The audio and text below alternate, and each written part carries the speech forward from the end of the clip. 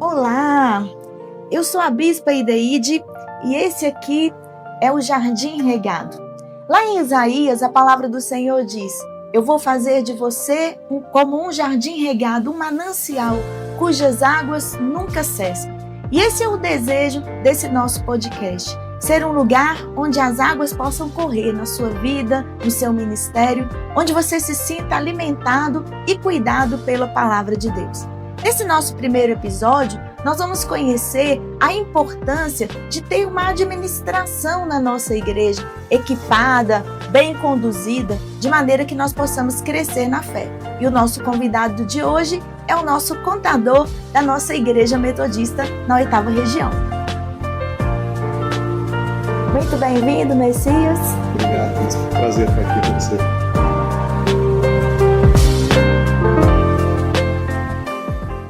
Bom, eu quero apresentar então a vocês devidamente o nosso convidado desse primeiro episódio do Jardim Regado. Ele é o José Messias, ele tem mais de 30 anos de experiência, é especialista no terceiro setor, é casado com a Núbia e pai de 6 filhos. Messias, você está atuando há 25 anos nesse terceiro setor. Como é que você poderia explicar para as pessoas que estão assistindo esse nosso podcast? A maioria são pastores, pastoras, tesoureiros de igreja, gente que trabalha voluntariamente na administração, mas talvez não tenha assim uma formação tão sólida. Como é que esses temas técnicos de auditoria, contabilidade, perícia contábil podem ser ferramentas que a igreja usa para a sua transparência e para a sua verdade, sendo essas instituições que servem ao próximo? Então, Messias, a gente percebe que a igreja, como um terceiro setor, as pessoas que estão trabalhando muitas vezes são voluntários, pastores, líderes. Como é que você explicaria para essas pessoas como a importância de termos como auditoria, contabilidade e perícia contábil são importantes para a igreja, visando a sua transparência e a sua verdade, já que são instituições que apoiam o próximo? Sim, Bispa, é uma pergunta pertinente. A gente tem digamos assim, um certo preconceito da sociedade com relação às instituições que têm imunidade tributária, né? É como se ali nada fosse muito profissional. Numa abordagem de transparência, a auditoria externa independente é uma ferramenta importante para nossas igrejas, porque ela contribui, olhando de fora o que a gente está fazendo, as nossas rotinas, os nossos processos, e ela aponta melhorias, né? E não é uma questão assim que as pessoas às vezes sentem um certo medo, como se fosse algo fiscalizador. Não, ela vem justamente para apoiar, para mostrar, apontar alguns caminhos de melhorias para o nosso dia a dia, né? Porque retidão é um princípio nosso, né, como os cristãos. Então a gente tem o princípio da retidão. Isso que nós temos na nossa igreja. O que a gente precisa é saber o que a gente precisa fazer para cumprir o nosso princípio da retidão. É basicamente isso. A gente tem uma caminhada muito boa nas igrejas nesse sentido. Talvez para as nossas tesourarias, porque a administração financeira de uma igreja, ela ocupa o menor tempo em relação à missão, que é muito maior e que é mais relevante para as nossas igrejas. Talvez aí tenha, em algum caso ou outro, em alguma medida, uma certa procrastinação, né? Ah, não, deixa isso aqui, eu vou fazer depois, né? E se você fizer isso diariamente, a movimentação da igreja não é muito grande. Qualquer igreja, mesmo a igreja menor ou a igreja mais robusta, com mais movimentações financeiras, né? Usando a tecnologia a nosso favor, a gente robotiza toda essa operação, né? E fica fácil. Então, se a gente tiver o cuidado e a disposição de fazer isso de forma diária, isso não se acumula e a contabilidade fica em dia. E a gente percebendo dentro da 8ª região eclesiástica, para você falar um pouquinho sobre as ferramentas que a gente já tem hoje, que estão facilitando a vida dos nossos tesoureiros e pastores, liderança da igreja em geral. Olha, nós temos o aprisco, ele é uma solução que ele traz outras abordagens eclesiais, né? Mas vamos pegar a abordagem, o menu do financeiro. Ele é uma ferramenta que hoje nos coloca dentro de um plano de contas que qualquer pessoa não precisa ser um profissional da área financeira ou contábil para enxergar onde os gastos estão indo, né?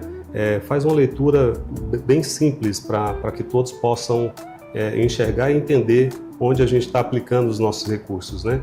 E ele tem uma vantagem porque a gente tem uma preocupação ambiental, né? Menos papel, ele tem uma vantagem que a gente pode fazer o upload de cada despesa que você está pagando ali, você fazer o upload do documento e toda vez que você precisar consultar, você vai ali. Então é uma ferramenta que nos ajuda muito. E lá no Aprisco, uma vez que os tesoureiros providenciam esses lançamentos de forma diária, a nossa contabilidade vai lá, lê isso aqui de forma robotizada, digamos assim, com a tecnologia, e nós aqui trazemos as demonstrações financeiras da contabilidade, né?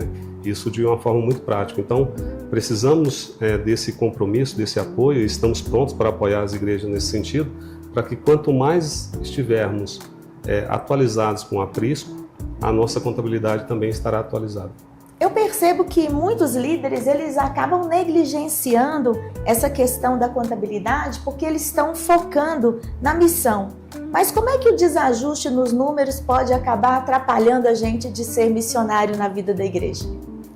Essa é uma pergunta complexa e requer uma resposta talvez complexa também, né? Bom, vamos tentar começar pelo dinheiro, né? Você está ali como membro, né, da igreja, você está ali agradecendo a Deus, né, a graça que você está recebendo. E aquela graça, você sente no coração o desejo de contribuir para a missão da igreja, né? Então, a responsabilidade que nós temos com o dinheiro da igreja, que a nossa contribuição enquanto igreja são os dízimos e ofertas, né?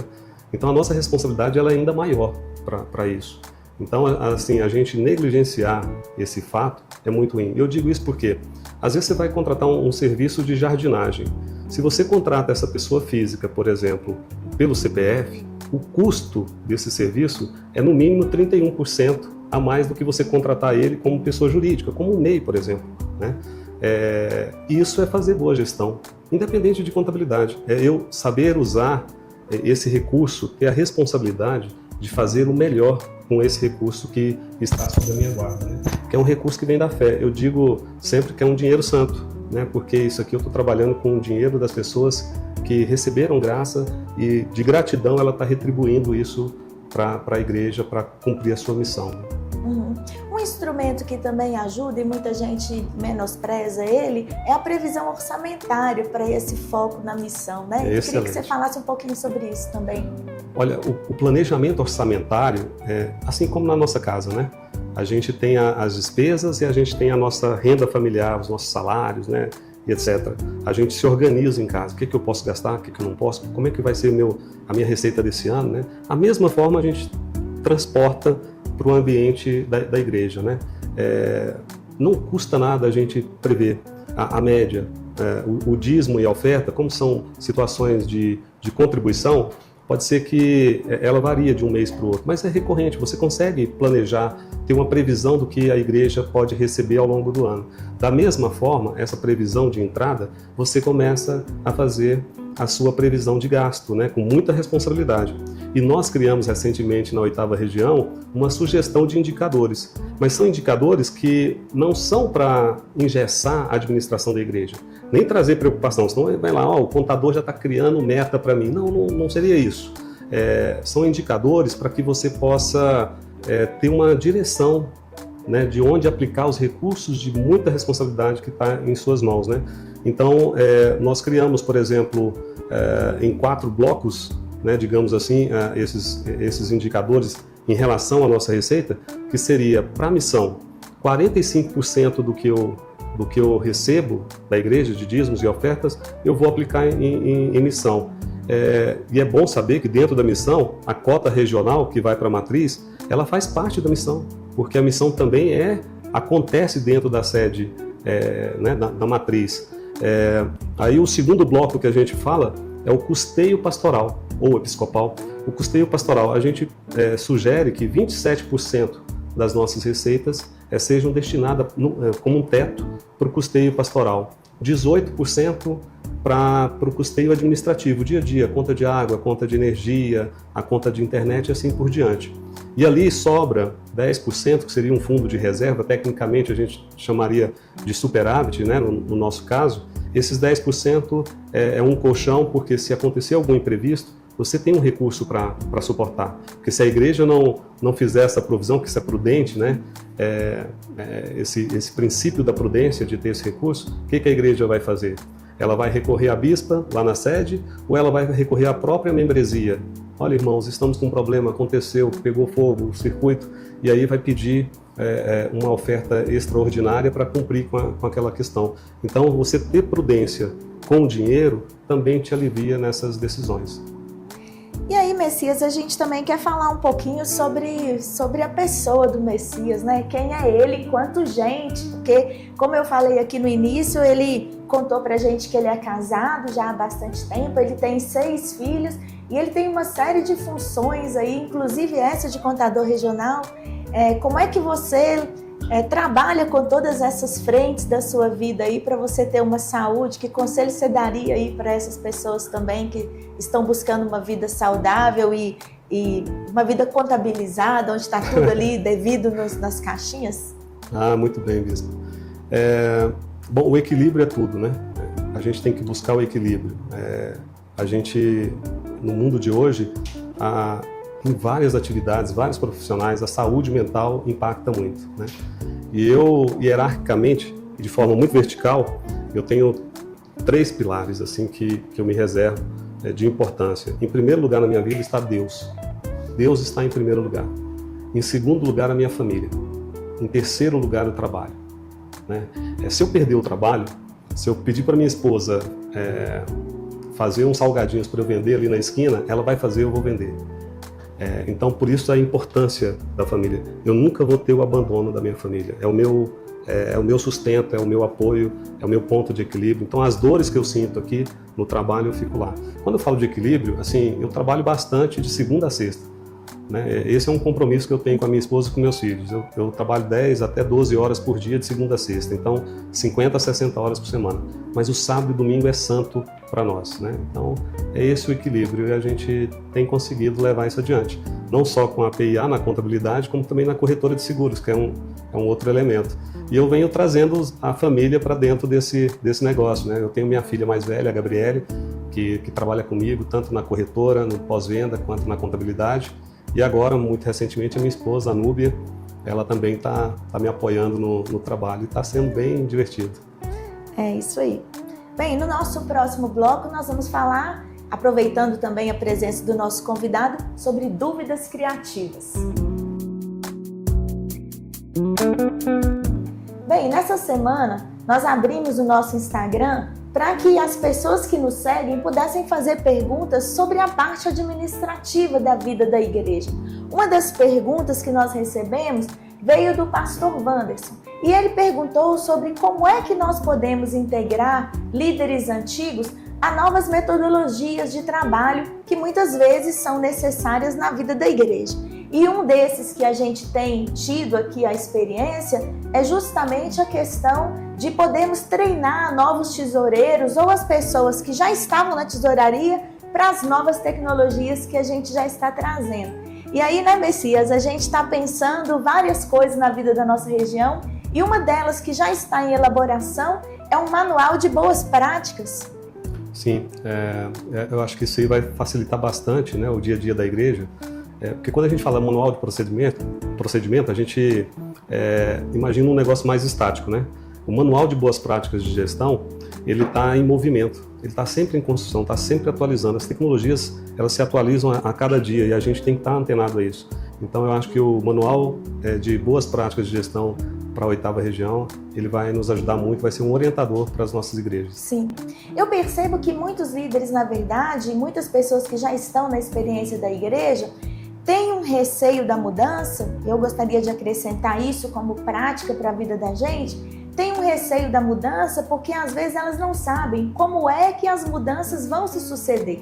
Eu ouvi um certo líder, que é um dos meus mentores, dizer que na verdade a gente não tem problema com a mudança. A gente tem problema em como a mudança acontece.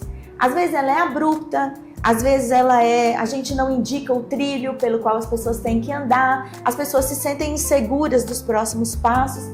Então, eu sugiro a todos os pastores, pastoras e líderes da igreja que antes de implementar qualquer mudança, possam exercer um trilho de treinamento. As pessoas têm que ser trazidas para conversar, para dialogar sobre aquilo, para saber o que é esperado delas. E muitas das resistências que a gente tem são vencidas justamente ali, quando se senta para conversar e dialogar sobre aquilo que está acontecendo, ok? Outra pergunta que surgiu aqui é a pergunta da Jennifer. E a Jennifer está perguntando como é que a gente pode equilibrar entre ter uma administração, uma contabilidade bem feita, que é necessário, sem endurecer e sem enrijecer, sem que isso seja uma trava para a missão, ou pelo outro lado, como é que a gente também pode equilibrar para a gente não ir por aquele lado de tudo é de Deus, tudo é da missão, e também a gente não conseguir prestar conta sobre isso. Perfeito. Começando pela última parte, tudo é de Deus, tudo é pela missão, dá uma certa conotação de desleixo, né? E não é o caso. E a administração financeira, como eu falei para a senhora, usando as tecnologias que nós temos hoje, as ofertas que tem no mercado de tecnologia, a gente gasta muito pouco tempo para fazer isso. Se a gente tem um compromisso de fazer isso de forma diária, hoje, um pequeno exemplo, o Open Finance, nós temos plataformas que vai na conta bancária da instituição todo dia de manhã e pega os lançamentos do dia anterior e ele já classifica para a gente. Facilita, você só olha, analisa, concilia e vai embora. Então, é pouco tempo. Se a gente se ater a essas questões e disciplina para fazer, vai ocupar pouco tempo nosso nesse dia a dia.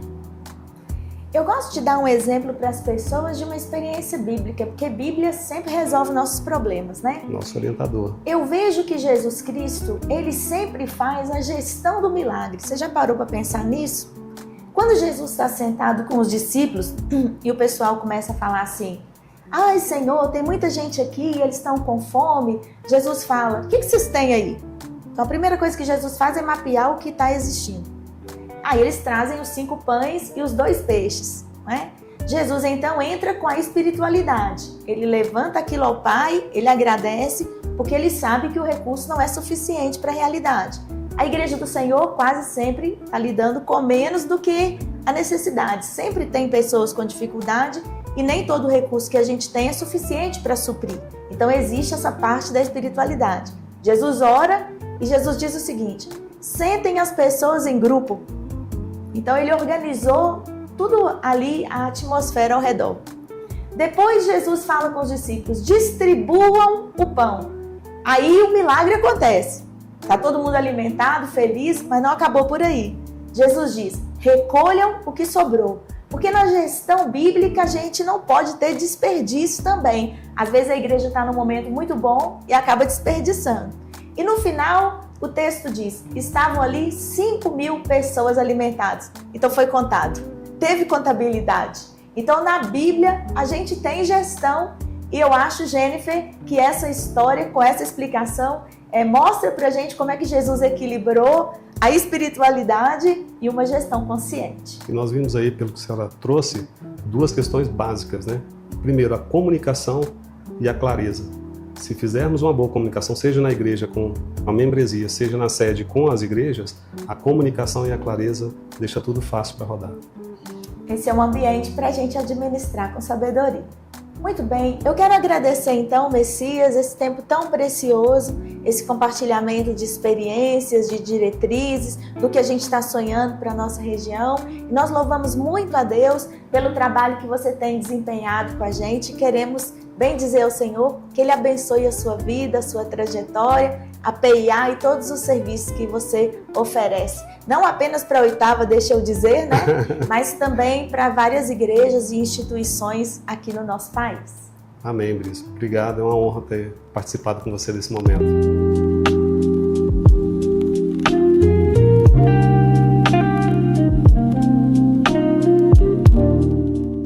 A organização e a administração contábil de uma igreja não é sobre burocracia, é sobre guardar e proteger o recurso para que ele chegue a quem mais precisa. Eu tenho certeza que em alguns momentos da sua vida você já se pegou pregando num culto de domingo e depois pensando: meu Deus, eu tenho uma conta amanhã para pagar. Então eu quero deixar hoje aqui para você esse desafio.